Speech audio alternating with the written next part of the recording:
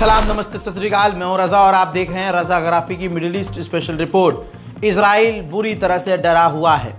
Israel दोनों तरफ से फंसा हुआ है।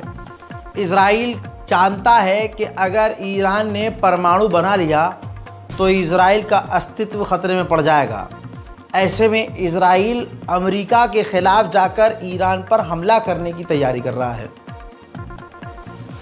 दूसरी साइड से इजराइल को पता है कि अगर हमने हमला करा, इजराइल ने ईरान पर हमला किया तो ईरान मिसाइलों की बारिश हम पर करेगा। अब फंसा हुआ है इजराइल, करे तो करे क्या। इजराइल की तैयारी ईरान पर हमले की पूरी हो गई है। रिपोर्ट के मुताबिक इजराइल ने 10,000 बंकर्स, जी हां 10,000 बंकर्स इजराइल में खोल दिए हैं।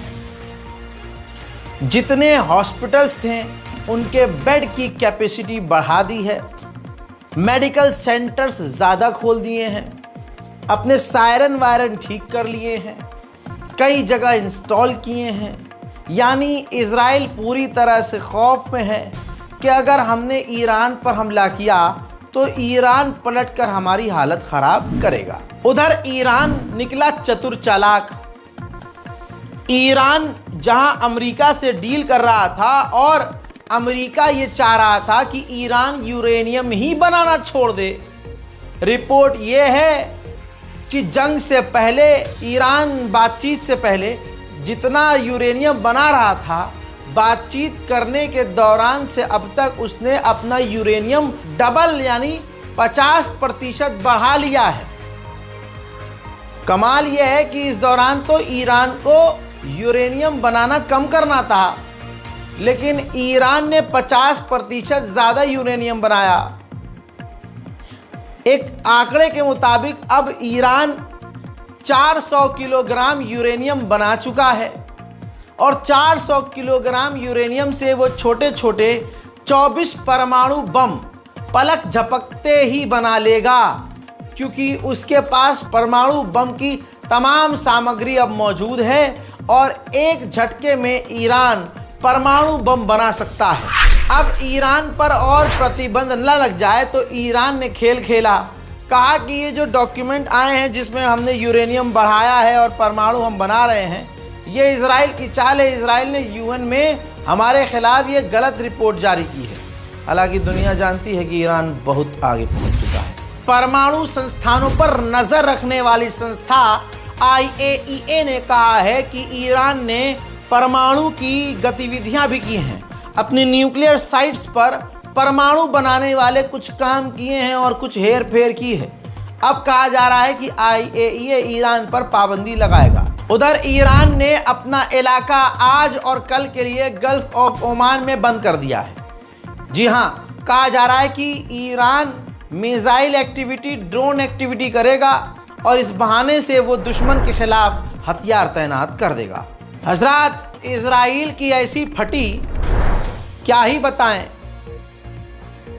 नेतन्याहू के दफ्तर ने कहा कि ईरान की इन गतिविधियों को देखकर लगता है कि ईरान पूरी दुनिया के लिए खतरा है, जबकि ये वो देश बोल रहा है इजराइल जिसने 2 साल में 50,000 से ज़्यादा बेगुनाहों को कत्ल कर दिया, फिलिस्तीनियों के इलाकों पर कब्जा कर लिया, एक पूरे मुल्क को आतंकी कह रहा है, गाजा के लोगों को भूखा मार रहा है। ये गंदी नाली का नजिस कीड़ा, ये हराम की औलाद नेतन्याहू का दफ्तर उल्टा दूसरों को दुनिया के लिए खतरा बना रहा है और बता रहा। इतनी हवा संट है नेतन्याहू की ईरान की हरकतों की वजह से, जो हाल फिलहाल में ईरान ने किया है, कि अब कहा जा रहा है कि जो टीम, जो सेना, जो बटालियन ईरान पर हमला करने वाली थी, उनकी तादाद को इजराइल ने बढ़ा दिया है, क्योंकि ईरान काफ़ी खतरनाक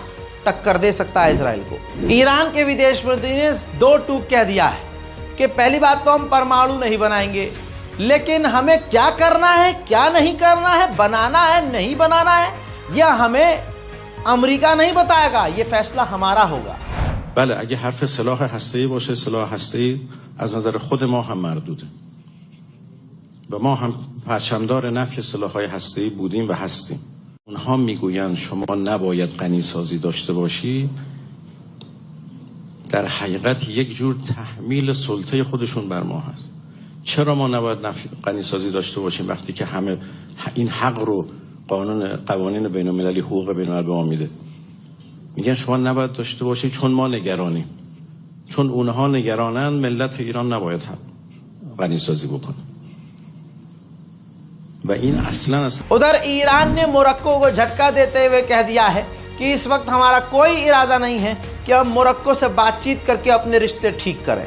इजराइल के पूर्व डिफेंस मिनिस्टर और विपक्ष की पार्टी के नेता का कहना यह है कि ईरान अपने परमाणु कार्यक्रम को खुद बंद कर दे, वरना हम हमला करके बंद कर देंगे और हमारे पास काफ़ी कम समय है ईरान पर हमला करने का, जो समय तेज़ी से निकल रहा है। उधर जॉर्डन ने अपने F-15 एडवांस फाइटर जेट को और अपग्रेड करके इस लायक बना दिया है कि अब वो उड़ती हुई मिसाइलों और तेज़ी से आने वाले ड्रोन्स को हवा से हवा में ही मार कर तबाह कर सकता है। उधर मेरे दोस्तों, ओमान के मिनिस्टर्स डेलीगेशन ईरान आए हैं अमेरिका का प्रपोज़ल लेकर। जी हाँ, ओमान मीडिएटर है अमेरिका और ईरान के बातचीत के बीच। ऐसे में अमेरिका ने प्रपोज़ल ईरान के लिए बनाया और ओमान को सौंपा। अब ओमान के अधिकारी ईरान पहुँचे और ईरान को अमेरिका का प्रपोज़ल दे दिया है और अब ईरान अमेरिका के प्रपोज़ल को रिव्यू कर रहा है। वहीं अब ईरान के विदेश मंत्री इजिप्ट और लेबनान के दौरे पर जाने वाले हैं। हजरात, मिडिल ईस्ट स्पेशल रिपोर्ट में ईरान से कुछ बड़ी खबरें जो थीं वो मैंने इस रिपोर्ट में दी हैं। ये मिडिल ईस्ट की सबसे बड़ी खबरें थीं। अब आऊँगा और भी ताज़ा तरीन अहम जानकारियों के साथ थोड़ी ही देर में। गाज़ा और फ़िलिस्तीन की मदद करने के लिए ये बारकोड जो है, जो लोग कह रहे हैं काम नहीं कर रहा था, इसके साथ मैंने दूसरा भी बारकोड दे दिया है। 2 बारकोड दे रहा हूँ, दोनों को स्कैन कीजिए, जो काम करे उसको यूज़ कीजिए। हमने एक मदद की खेप जो है USD के रूप में हमने एक गाज़ा की संस्था को भेजी है, पहला टुकड़ा भेजा है और कोशिश करेंगे कि एक एक टुकड़ा करके, यानी एक ही ऑर्गेनाइजेशन को मोटा अमाउंट न दिया जाए बल्कि टुकड़े में दिया जाए कई ऑर्गेनाइजेशन को, ताकि ज़्यादा से ज़्यादा गाज़ा के हर कोने में जो काम अलग अलग संस्थाएं कर रही हैं उन तक मदद पहुँचे। और यहाँ पर एक सवाल का जवाब लेके आया हूँ। किसी शख्स ने मुझसे कहा था कि जब गाज़ा के अंदर मदद नहीं जा पा रही है तो गाज़ा के अंदर ये खाना वाना कैसे आप बंटवाओगे? बताता हूँ। फॉर एग्ज़ाम्पल, चावल 50 रुपये किलो है, लेकिन गाज़ा के अंदर जो चावल 50 रुपये किलो था आज वो अब 400 रुपये किलो है। महंगाई क्यों? क्योंकि गाज़ा के अंदर जो बर्बादी, तबाही, जंग हो रही है, इसकी वजह से सब कुछ बर्बाद हुआ। अब जब बर्बाद हो रही जगह होगी कोई, तो उसमें जो चीज़ें होंगी वो ऑटोमेटिकली महंगी हो जाएंगी। बिल्कुल सही समझा आपने। अब जब चीज़ें महंगी होंगी तो आप ये कह रहे हैं कि ये मदद कैसे आ रही? बाहर से मदद नहीं आ रही है गाज़ा के अंदर। गाज़ा में अभी भी कई जगह तहखाने हैं, स्टोर हैं, जहाँ पर ये अनाज संभाल कर रखा गया है, लेकिन इनकी कीमत बहुत ज़्यादा महंगी हो चुकी है। तो वहाँ की प्राइवेट ऑर्गेनाइजेशन जो वहाँ काम करने वाली हैं गाज़ा और फ़िलिस्तीन की, वो क्या कर रही हैं? वो दुनिया भर से मदद हासिल कर रही हैं। $200, $400, $500, $2000, $1000, जितना भी। तो अब वो जो 50 रुपये किलो जो चावल था, अब वो 400 रुपये किलो में वो ख़रीद रही हैं और जैसे तैसे उनको खुद अपने हाथों से बनाकर चारों तरफ बांट रही हैं। ये उनके काम करने का एक तरीका क्रैक करके मैंने आपको बताया है। इसी तरह से हम भी मदद भेज रहे हैं और आगे मदद भेजेंगे। जो मैंने कहा था 31 मई लास्ट डेट है। ये पिछले 5-6 दिन से बारकोड कई बार काम नहीं करता है, तो लोग मेल कर रहे हैं, रिक्वेस्ट कर रहे हैं, रज़ा भाई हम भी देना चाहते हैं, या हमने अपनी गली से कुछ लोगों को इकट्ठा किया है, हमने जो है फ़ंड इकट्ठा किया है, उसमें थोड़ा टाइम लग गया है, लिहाजा टाइम निकल गया है, तो ऐसा ना हो कि हम मदद ना भेज पाएँ। तो बेफिक्र रहिए, हम फ्लेक्सिबल हैं। हमने जो फ़िलिस्तीन एम्बेसी है वो भी, और इसके अलावा कई और रास्ते तलाश किए हैं जिसके ज़रिए हम गाज़ा में मदद भेज रहे हैं और भेजेंगे।